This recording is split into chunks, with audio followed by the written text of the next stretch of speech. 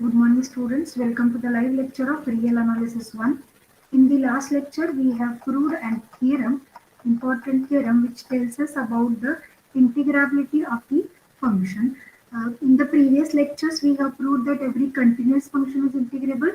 Also, we have proved that a function having finite points of discontinuity is also integrable. And in this last lecture, we have shown that if the function has finite number of limit points, the set of points of discontinuity, then also the function is integrable. This we have done in the last lecture.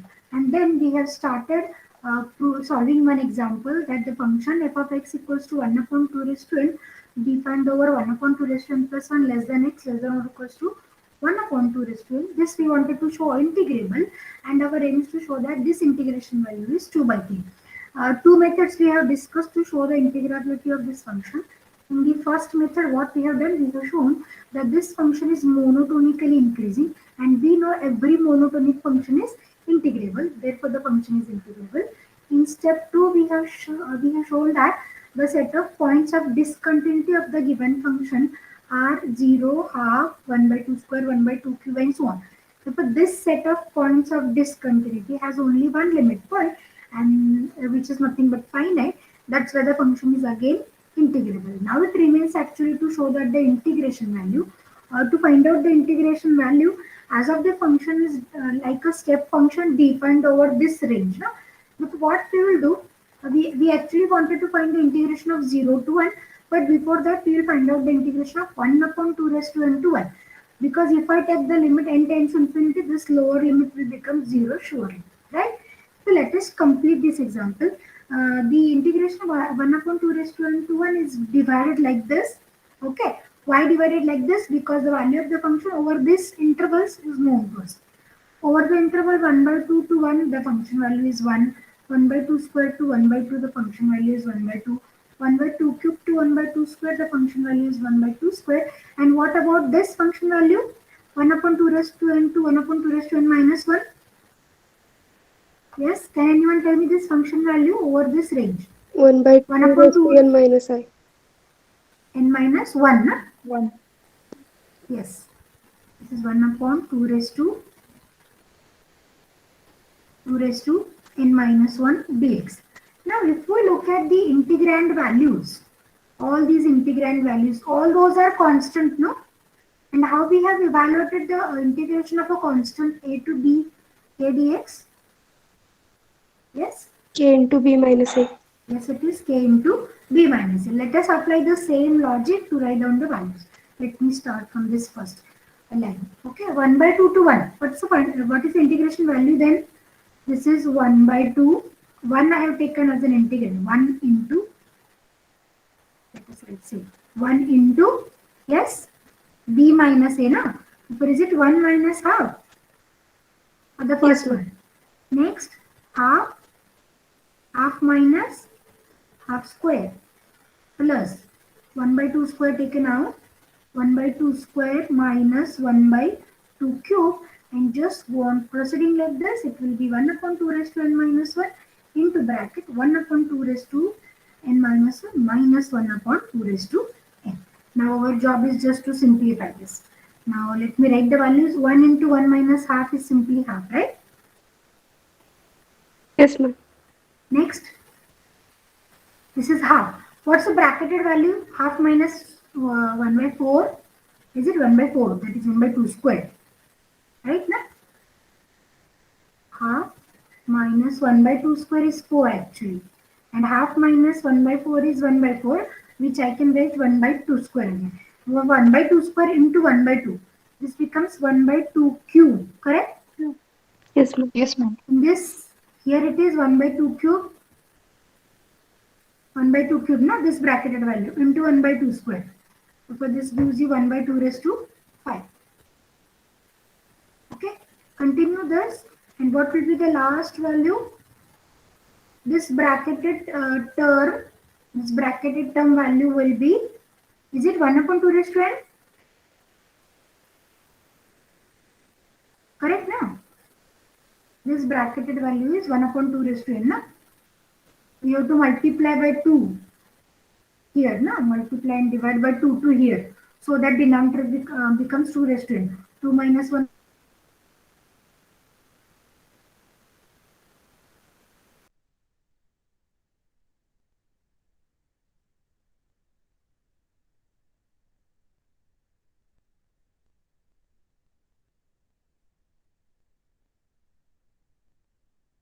Yes, is it 2n minus 1? Yes, ma'am. Now, what we have, we having actually, we were having actually the geometric progression, no? Geometric progression with a, okay, before writing it as a geometric progression, what I'll do, I'll take half common, so that the first term will be 1 for us. 1 plus 1 upon 2 square, 1 upon 2 raised to 4 plus, here from 1 we were taking half common. One difference, we were going to subtract 1 from the power. Therefore, is it 2n minus 2? Okay. Yes, ma'am. What we were going to write as a geometric series we wanted to write. Therefore, I will write this as 1 by 1 plus 1 by 2 square. The second value I will write 1 by 2 square bracket square. Is it okay? So that is 1 upon 2 raised to 4. Continue like this. Last value we were going to write 2 raised to n minus 1 bracket square. Okay. Now this becomes a geometric series. What is the first term? 1. Common ratio 1 upon 2 square. Common ratio is less than 1. Therefore, what is the formula for your geometric progression? Yes. What's the formula? A into 1 minus r raised to n upon 1 minus r. 1 Right? minus r. Now we will just substitute the values and we will check what is the geometric progression value we were getting. This bracketed 1 by 2 we were going to write as it is. A into 1 minus r raised to, all the values I have written here. A 1 minus 1 by 2 square raised to n divided by 1 minus r, that is 1 upon 2 square. Correct? And to this side we have integration 1 upon 2 raised to n to 1 f dx. Okay, let us simplify the values. What is my denominator? 1 minus 1 by 4, no? It's 3 by 4. 3 by 4, can I write 4 by 3 here? Okay, 1 minus 1 upon 2 square is 1 by 4, 4 raised to n. Therefore, is it 1 upon 4 raised to n?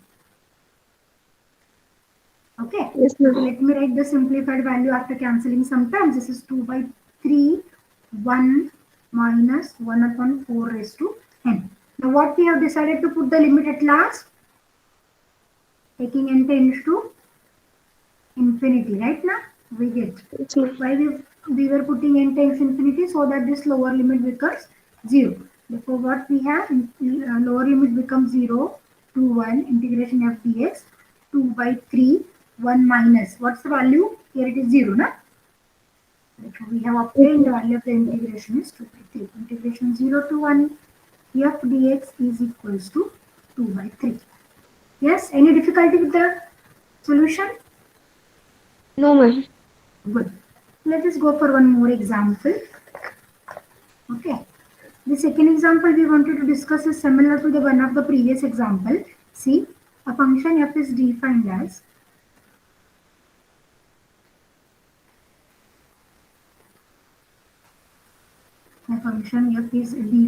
on, say, minus 1 to plus 1 has f of x equal to constant k for x not equals to 0, and this is 0 for x is equals to 0 where k is the constant.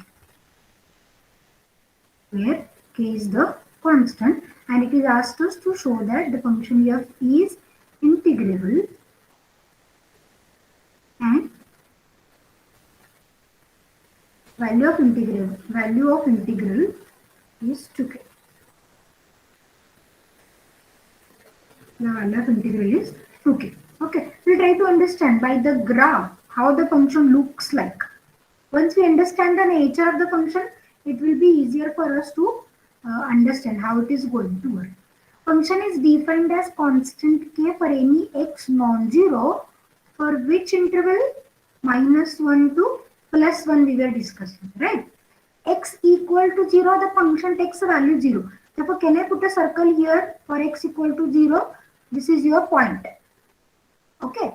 What for x not equals to 0? X not equals to 0 means just next to 0. Okay. And what is the function value? Function value is k. Let me put some k here. Okay. Now, therefore, what is the function value at this point? This is k. Therefore, from 0 onwards, the function value is like this. Okay. And to the left side also. Right? Therefore, Yes, the ma'am. value is not k. Only at the point origin. Value is 0 at origin and k at the rest. What do you think about the integration? If you wanted to solve by usual finding the area, what do you think the integration will be? This region you have to find, no? Right. Therefore, this is a rectangle. What is the length of your rectangle? Length -1 to 1.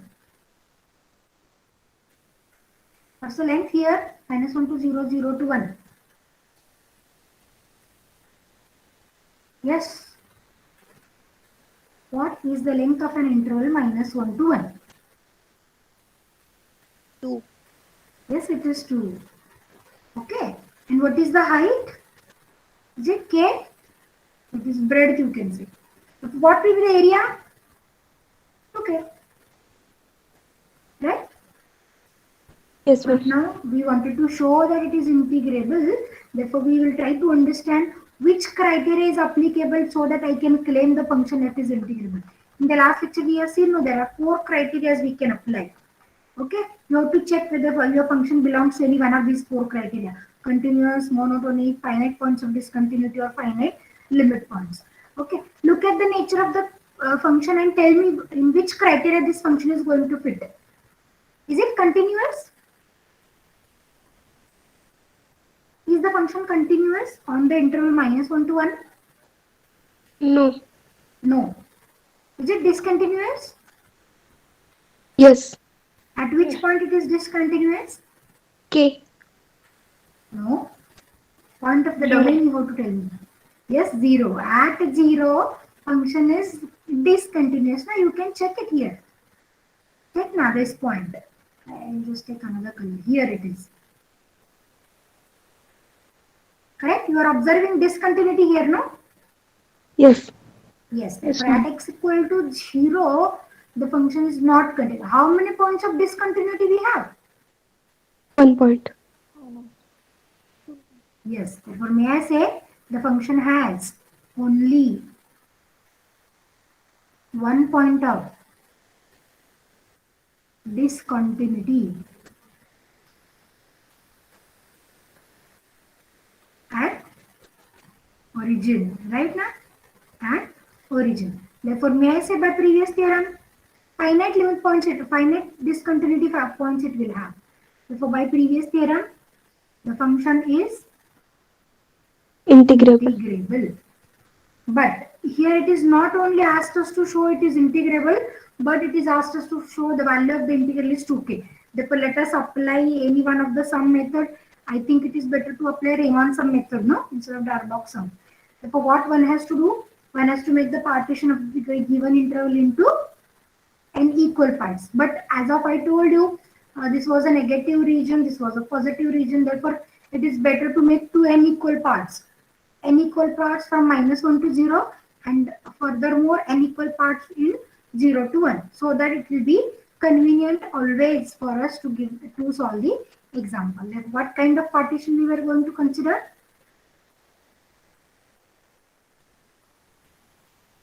Tell me the partition. Consider the partition P of this closed interval -1 to 1 as, yes. Once we have done this, I think for the modulus example, no? It's not x1, x2, 2. somewhere xn equal to 0, which we were taking as say y na, and then n equal parts again. Okay, therefore you just tell me what will be the points if I want to make n equal parts of -1 to 0 and n equal parts from 0 to 1. We have done it previously, therefore I am expecting the answer. -1 to 0 divided into n equal parts. What should be my next point after -1?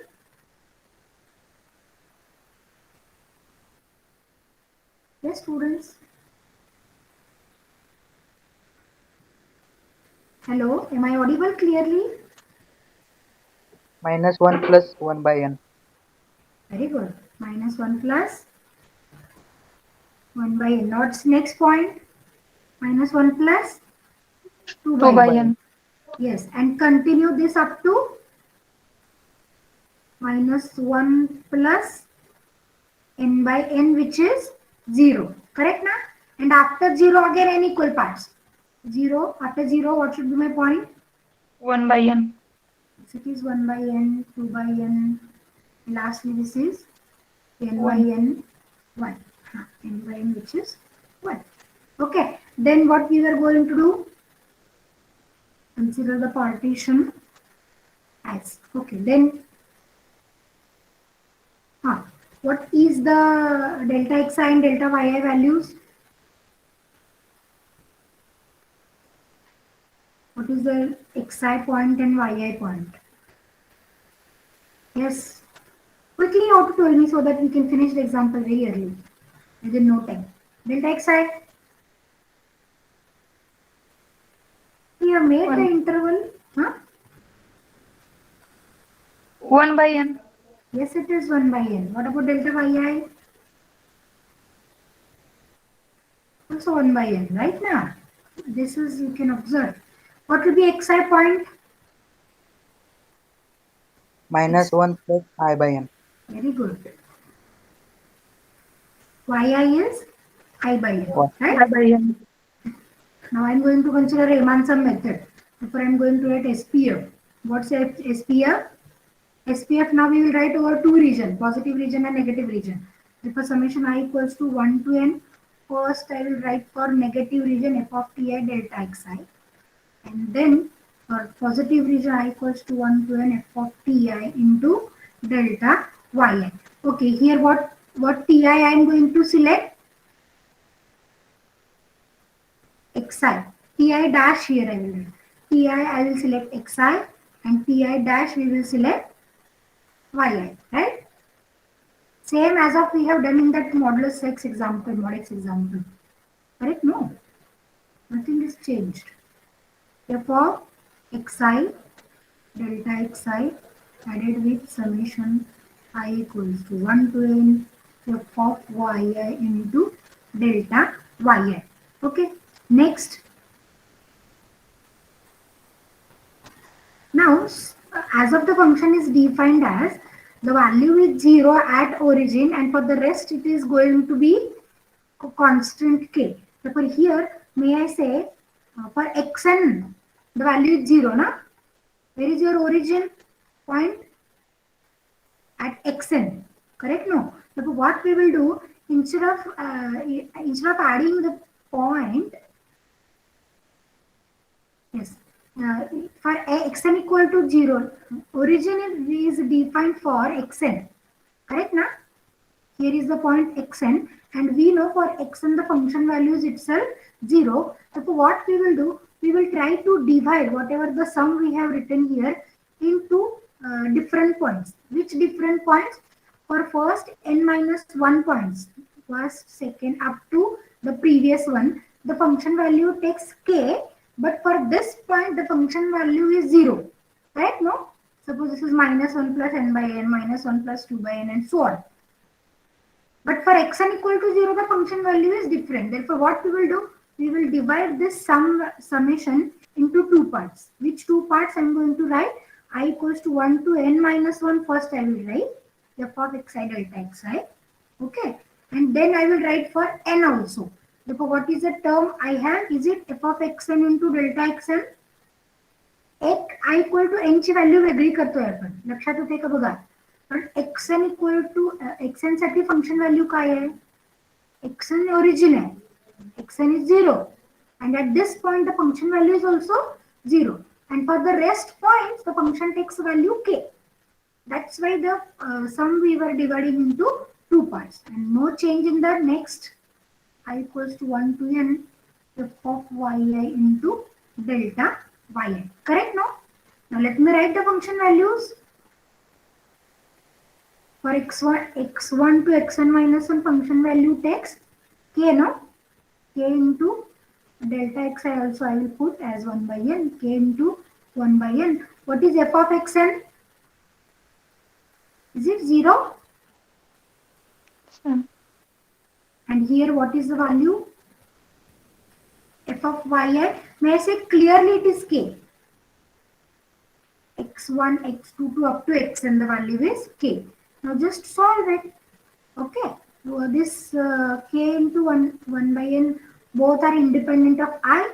Therefore let me take it outside the sum and v remains with summation I equals to 1 to n minus 1 1. Middle is 0. This k by n is also taken common. Was taken out, not common. Okay. Now tell me the summation values. Summation 1 to n minus I equals to 1 to n minus 1. How much is the value? 1 1 1 added how many times? N minus 1 times, na? What is the value?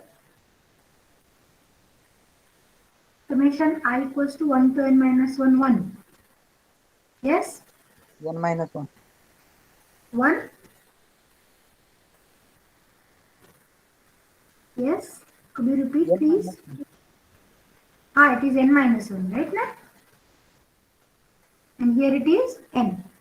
Okay. This is what our SPF is. What is the job to check in this SPF?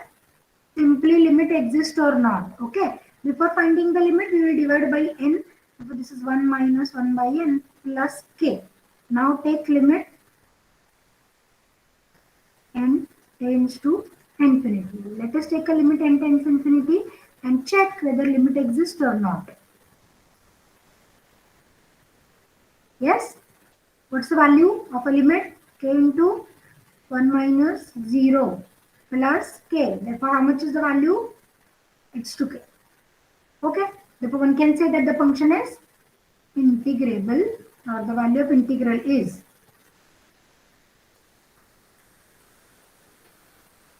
2k. Right now? Yes, ma'am. Any difficulty with this example? If you have, you can ask me. This is the one more same example I am giving you.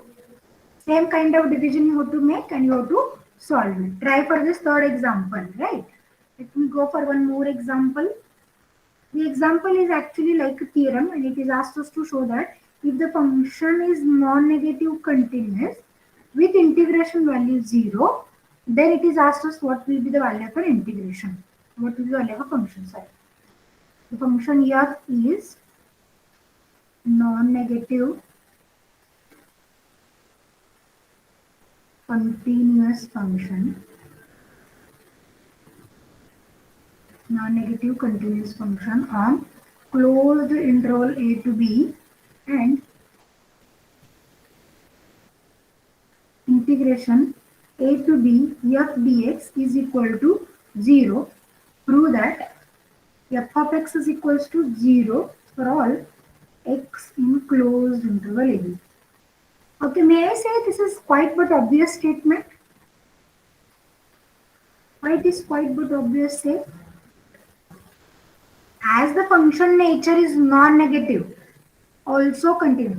Non-negative means, may I say, the function lies above x-axis? It will not come below x-axis, right now. Non-negative means, correct?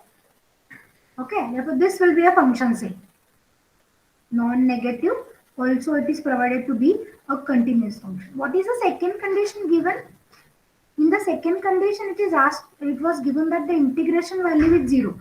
Integration value is 0 means the area bounded by the function is 0, na? Suppose this is my region A to B. Okay. What will be the region under the consideration? This much will be a region under the consideration. No. Function is non-negative continuous and the area of this region is 0. Where will be the curve then? कर्वचं location कुठे असेल जर area 0 असेल याला खाली खाली घ्यावं लागेल ना कर्वला area if I wanted to make area 0 okay but what will be the possibility of your function the only possibility is the function overlaps on x-axis correct Yes, ma'am. the function overlaps on x-axis if the function overlaps on x-axis what is your function value at every point on the given interval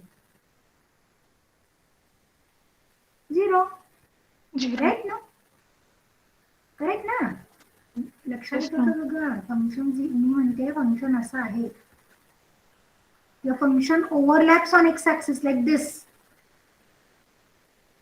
on a to b this is your function then what is your function value at every point 0 na therefore may I say the function itself is 0 f of x is 0 for all x in a b but this is quite but obvious but we have to prove it mathematically right now to prove the function is mathematically that it is f of x equals to 0 we were going to assume a contradiction that the function is non-negative that it is assuming some positive value at some point of the given interval right let us write what is given to us given that function f is non-negative continuous on closed interval AB that is f of x is greater equal by 0 for all x in the closed interval AB okay now aim is to show equal to 0 so what we were going to assume function takes a positive value strictly greater than 0 something positive right now something positive we will assume okay and let us say it is going to take a value at point C of this closed interval okay correct now non function takes a positive value at some point C of the closed interval AB this we were going to assume right therefore suppose that for some C belongs to open interval AB. Why I am saying open interval AB? C is the point in between A and B and then later we will discuss what about the endpoints as well. Okay. C belongs to open interval AB. F of C is greater than 0. Right? F of C is greater than 0. Then what we were going to find out? We are going to find out the point C. Now let me make use of continuity. What the continuity says? As it is the function is continuous. Okay. So by definition of continuity, what is continuity definition? For every epsilon greater than 0, there exists delta greater than 0, na? Or now here I am selecting the value of epsilon to be f of C upon 2. For every epsilon greater than 0 we were saying, na? The statement is true. But as FC I have assumed a positive value, therefore let me find out for this epsilon. FC upon 2. FC upon 2 is just an adjustment, I will show you. For epsilon equal to FC upon 2, there exists, yes? Delta greater than 0. Delta greater than 0 such that, what such that? Mod of fx minus fc less than epsilon or mod of x minus c less than delta. Right now? Delta. Yes, ma'am. Now epsilon I will substitute as fc upon 2.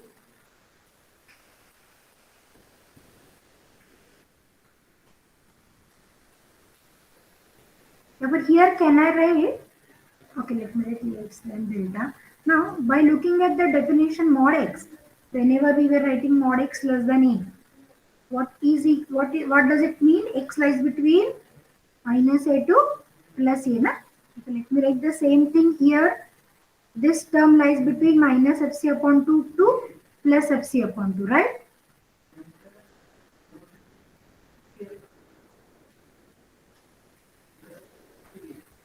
And what for x? Minus delta less than x minus c less than plus delta. Okay. Therefore, let us add c throughout here. If I add fc throughout here, is it f of c to the left? F of c upon 2, sorry. Less than f of x less than to the right, fc is added. Therefore, is it 3 by 2 fc? Okay. Now to the, what is the condition? C we will add throughout. C minus delta less than x less than C plus delta. Therefore, choosing this inequality, left inequality only, this part. Can I have fc upon 2 less than f of x, where may I say x belongs to the interval, open interval C minus delta to C plus delta. Any difficulty up to this, if you have, you can ask me. I'm going to call it as equation number 1. Just we have made use of the continued definition, no? Okay, now look at this. Suppose we have a interval like this, A to B. Point C we have selected, at which the function takes a positive value. Now looking at this statement number 1, to the neighborhood of C, C minus delta to C plus delta, the function value is greater than fc upon 2. Means, may I say the function value is positive again? This is greater than by 0, na? This fc upon 2 is positive. Therefore, may I say the function f of x value takes a positive. Now we will find out the integration value. Integration is given to be 0, na?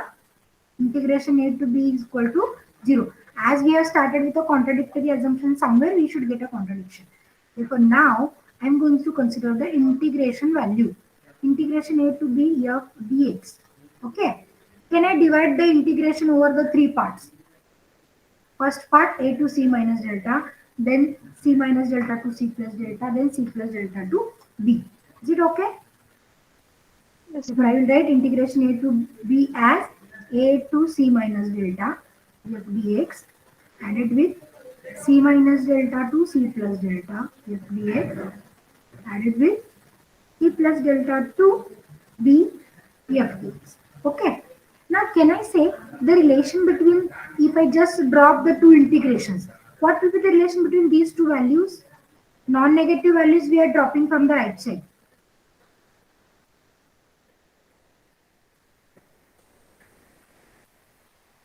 Yes, can you tell me what will be a possibility?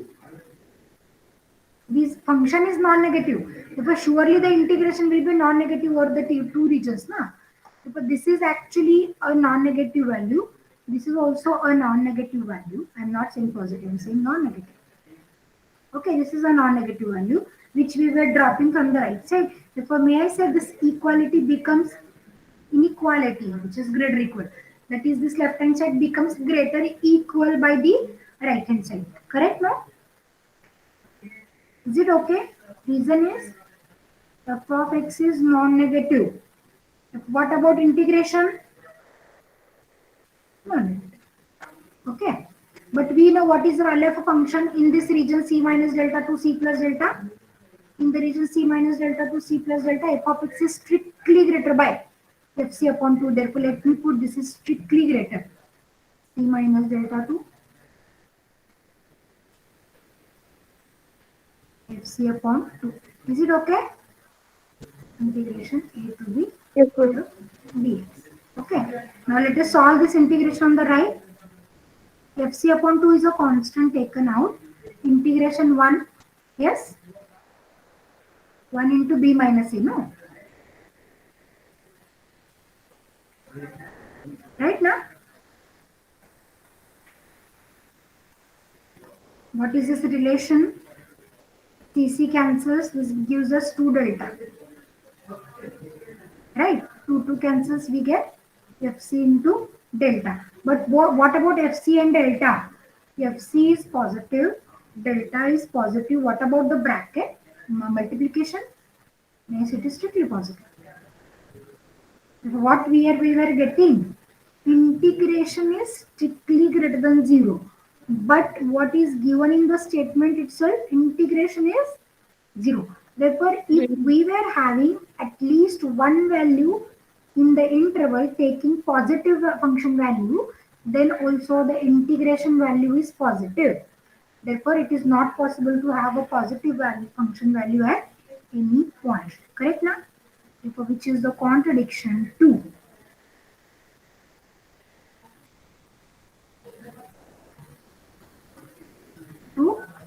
Which is the contradiction to what? Integration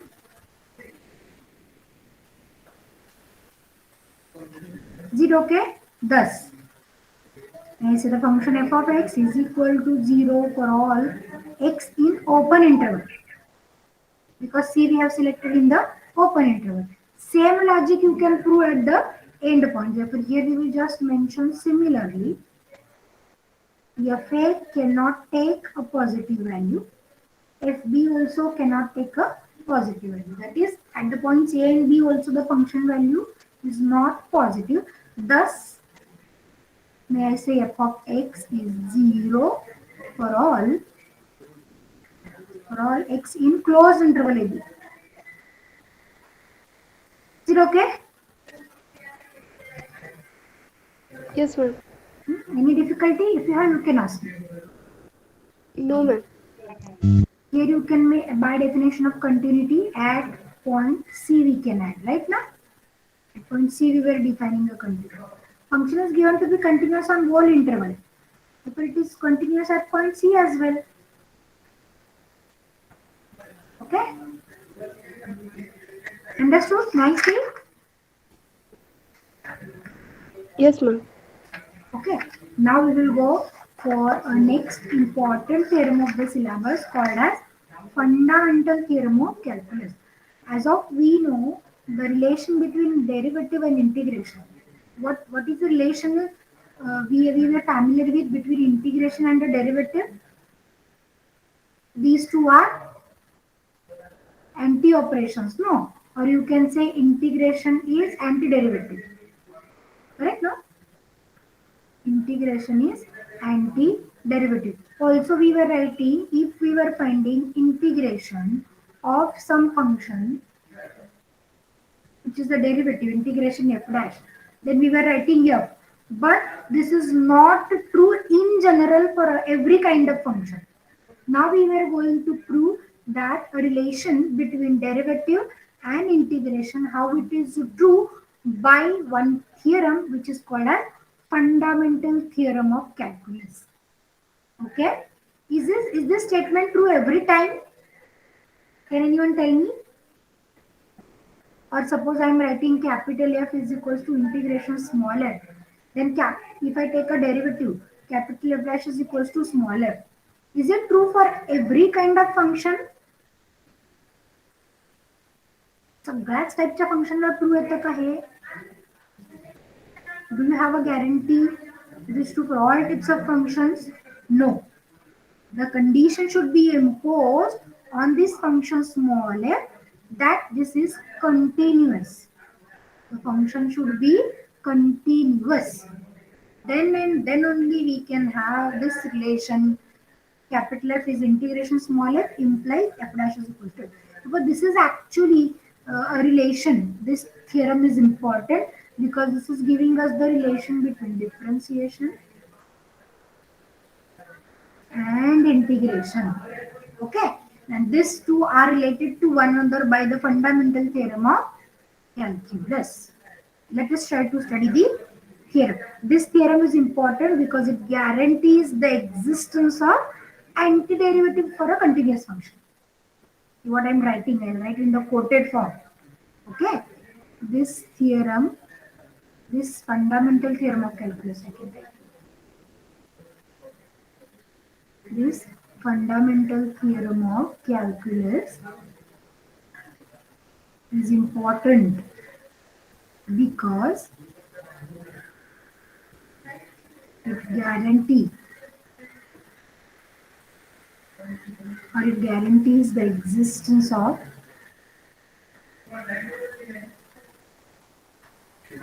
antiderivative Antiderivative means what? Integration, no? Antiderivative of continuous function. Okay. Let us try to look at the statement of the theorem, fundamental theorem of calculus.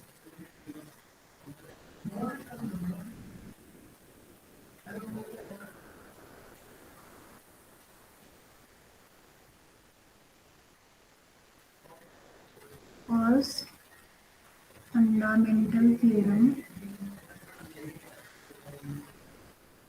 of calculus. Okay, let us see what the statement tells us. If a function small f is bounded and integrable, bounded and integrable is very important because we can find out the integration of integrable functions only. We cannot find out the integration of any non-integrable function. Okay, therefore integrability is a essential condition. Then prove that the function f, capital F. Here you have to make sure the difference between your small f and capital F. Function capital F is defined as, if the function capital F of x is defined as integration a to x small f of t dt, a less than or equals to x less than or equals to b is continuous on closed interval AB. This is one thing. Further, prove that if small f is continuous at point C of closed interval AB, then capital F is derivable. Derivable means what? You can find its derivative at C, and capital F dash of C is equals to small f of C. Correct? Okay.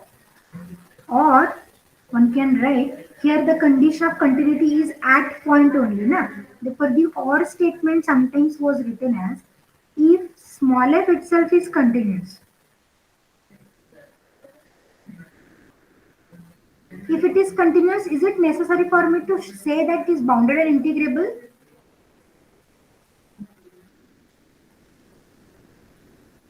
Yes? आवाज येतोय माझा?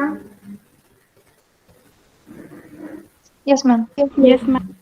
If the function is continuous on some interval, is it essential for me to say it is bounded and integrable?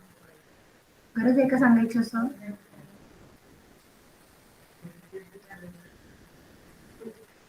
आहे का? No, ma'am. Why?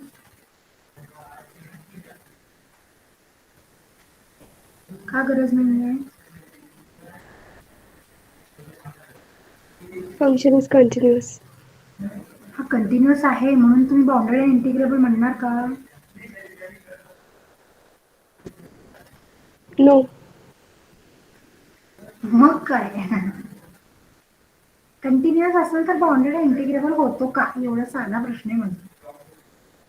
हो ma'am, होतं. आता ना continuous on some interval म्हणजे बाउंडेड आहे. साधा साधा कर्व लक्षात आणायचा ना, डोळ्यासमोर आणायचा आपल्या. कसा कर्व डोळ्यासमोर आणणार? एक कंटिन्युअस कर्व आहे आणि एका इंटरव्हल मध्ये थांबलेला आहे, एका इंटरव्हलवर डिफाईन केलेला आहे. बाउंडेड असणारच ना शुअरली, पहिली गोष्ट. आणि ऑलरेडी आपण प्रूव्ह केलंय प्रत्येक कंटिन्युअस इंटिग्रेबल आहे. मग काय झाला, तो इंटिग्रेबल पण झाला ना. हो मॅम. म्हणून इथे बघा वरच्या स्टेटमेंटला बाउंडेड आणि इंटिग्रेबल म्हटलंय त्यांनी जाणून बुजून, बट इथे खालच्या स्टेटमेंट मध्ये आहे का? फक्त कंटिन्युअस म्हणले. कारण जर तो कंटिन्युअस असेल तर तो ऑटोमॅटिकली काय होणार आहे? बाउंडेड होणार आहे आणि इंटिग्रेबल सुद्धा होणार आहे. बरोबर? ओके. आणि इथं सेकंड स्टेटमेंट काय म्हणतो? F is continuous at a point C. Small F जर कंटिन्युअस असेल तर कॅपिटल एफ डेरिव्हेबल असतो आणि व्हॅल्यू काय सेम आहे. F dash is equal to F of C. दोन्हीकडे इंटिग्रेशन घ्यायचं ना, सॉरी दोन्हीकडे डेरिव्हेटिव्ह घ्यायचं ना इथे या स्टेटमेंटला. दोन्हीकडे डेरिव्हेटिव्ह कुठल्या पॉइंटला, सी पॉइंटला म्हणतो आपण, ऍट पॉइंट सी. तसं जर तो कंटिन्युअस ऑन होल्ड इंटरवल असेल तर काय येईल, F dash of X is equal to F of X. Capital F dash is equal to small F असेल ना. That is capital F dash is equals to small f on the interval line. Right? हे आपल्याला prove करायचं. Okay, we were going to prove this in 2 steps. In first step, we will show that the function capital F is integration small f. म्हणजे आपण prove काय करतोय बघा, हा integration f continuous आहे हे prove करतोय. Integration f is always a continuous function. This we were proving in step 1. In step 2, we were showing if f is continuous at point C, then f dash is equals to capital F dash is equals to small f of C. To show the function capital F is continuous, we were going to show it is uniformly continuous on closed interval AB. Once I show it is uniformly continuous, may I say it will be continuous also? होईल का continuous? If the function is uniformly continuous, can we say it is continuous also? काय माहिती madam, तुम्हाला सांगितलं काहीतरी prove करा. Continuous तर prove करा, युनिफॉर्म कंटिन्युअस तरी प्रूव्ह करा. काय आहे रिलेशन कंटिन्युअस आणि युनिफॉर्म कंटिन्युअस मधला?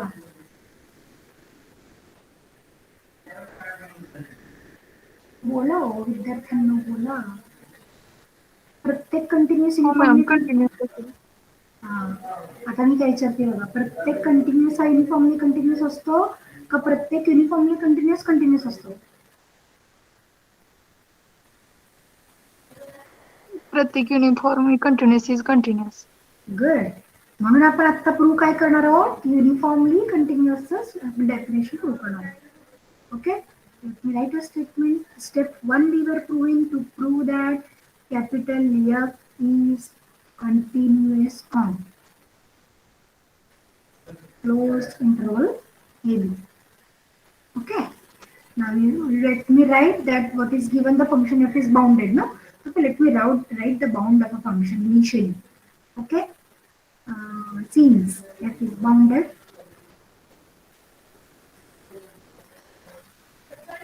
on closed interval AB, okay, may I say there exists k positive such that, what such that, mod of f of x is less than or equals to k for all x in the closed interval AB. K is the bound of the function we have assumed, right? Now let me start, as I told you, we were going to prove uniform continuity, right? Can you repeat the definition of uniform continuity? Suppose we have some x1, x2 are the 2 points in the interval AB, then yes, for every x longer than 0,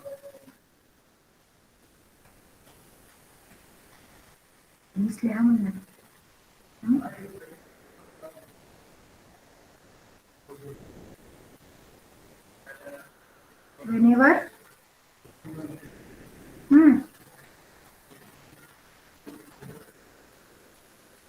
समजतंय का नक्की मी शिकवलेलं सगळ्यांना? मला प्रश्नच पडतो कधी कधी. खूप हाय लेवल जाते का टीचिंग माझं? नाही ना, समजतं ना व्यवस्थित? जसं समजत तर सांगा, कारण तुम्ही जोपर्यंत सांगणार नाही तोपर्यंत मला समजणार नाही. मला वाटणार मी आपलं छान छान शिकवतो म्हणून. अरे बोललं पाहिजे. Okay, this is a definition of our continuous uniform continuity, right? So let me just okay. Now we were going to prove function is uniformly continuous as per the same definition. For this, let me start with 2 arbitrary points again. Therefore, here also I will write C if x1, x2 are the 2 points of the given interval AB. Okay. such that a less than or equals to x1 less than or equals to x2 less than or equals to b, then what then? I'm going to consider mod of f of x1 minus f of x2. Our aim is to show this is less than epsilon whenever mod of x1 minus x2 is less than delta. But we will try to understand what it is going to mean. As per the definition here, capital F of x. What can I write? Fx1 integration a to x1 ft dt, right now? Yes, ma'am. For the sake of convenience, can I change this parameters? X to x1 I will write. Then it is integration a to x2 ft dt minus integration a to x1 ft dt. Okay. Now what I'll do, I'll absorb the negative sign here. How can I absorb the negative sign in the integration?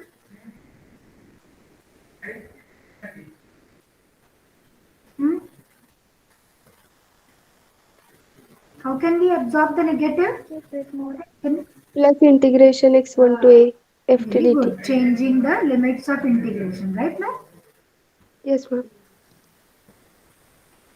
I have changed the limits of integration. Now check, this is integration x1 to a to x2. Therefore, can I write this is an integration from x1 to x2, correct? Yes, ma'am. And to the left we have mod of fx2 minus fx1. Okay, but as the function is less than or equals to k by statement number 1, no, k is the bound we have written. I'll call it a statement number 1. Okay, therefore may I just replace the function value less than or equals to mod of x1 to x2 k dt. Okay, k is a constant. Therefore, can I write this as k into x2 minus x1? Is it okay? Yes, ma'am.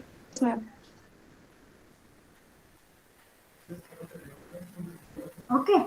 Now, or here you can say this is by deduction number 3. Deduction 3 we have proved somewhere previously. Okay. This also you can write directly. Now, what we were going to write? Epsilon greater than 0. Now, you should tell me what should be relation between my epsilon and delta, so that for every term x2 minus x1 less than delta, this should be less than epsilon. Then what should be my relation between epsilon and delta? K into delta will be epsilon, you have to substitute, na? Therefore, delta will be epsilon upon k, correct? Yes, ma'am. Thus, for every epsilon greater than 0,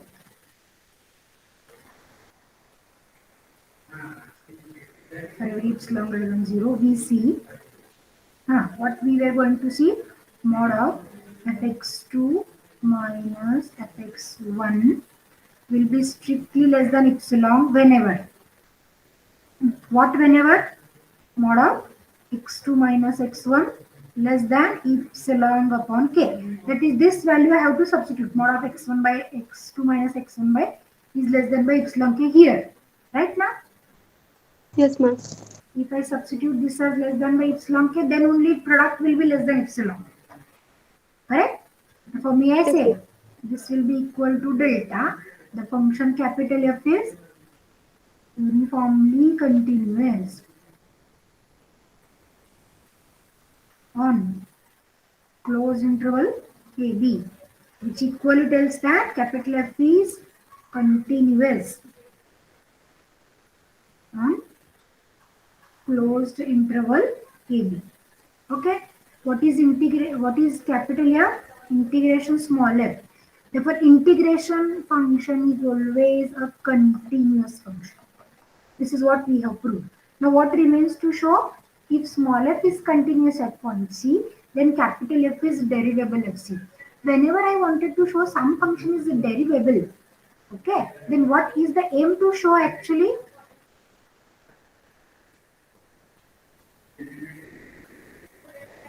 Yes.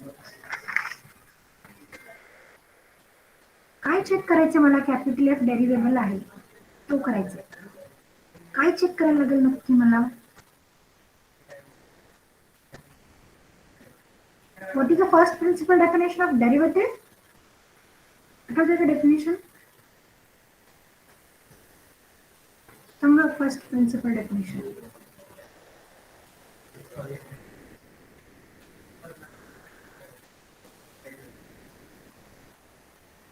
Hmm.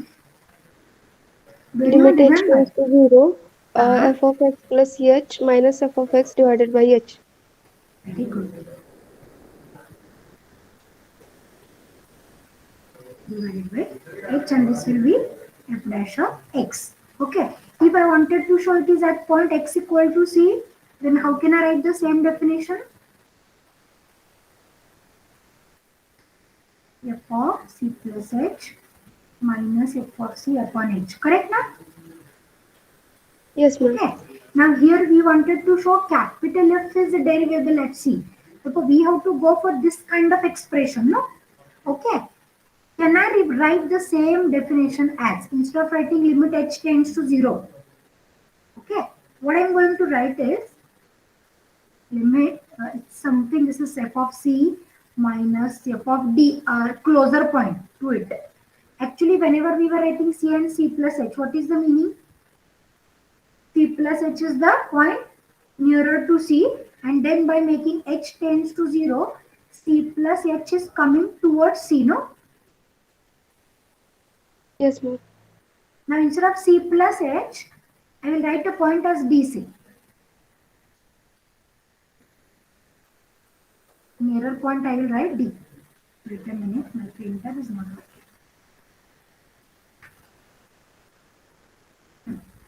Here I will write some point D. And I want to write the derivative at C again. Then I will write f of C minus f of D. What should be my denominator? Difference between the 2 points, no? Is it C minus D? Yes, ma'am. And what should be my limit?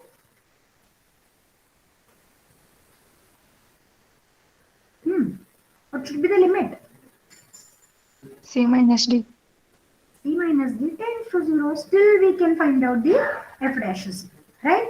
Now here to find out f, capital F of dash of C, we were going to follow this same definition. Today we will stop here. In the next lecture, we will prove that the function capital F is derivative, and we will find its value also. Right? But with which definition? With this definition we were finding. Okay? Let me stop for today. If you have any difficulty, you can ask them. No, ma'am. Okay. Thank you for being with me for this lecture.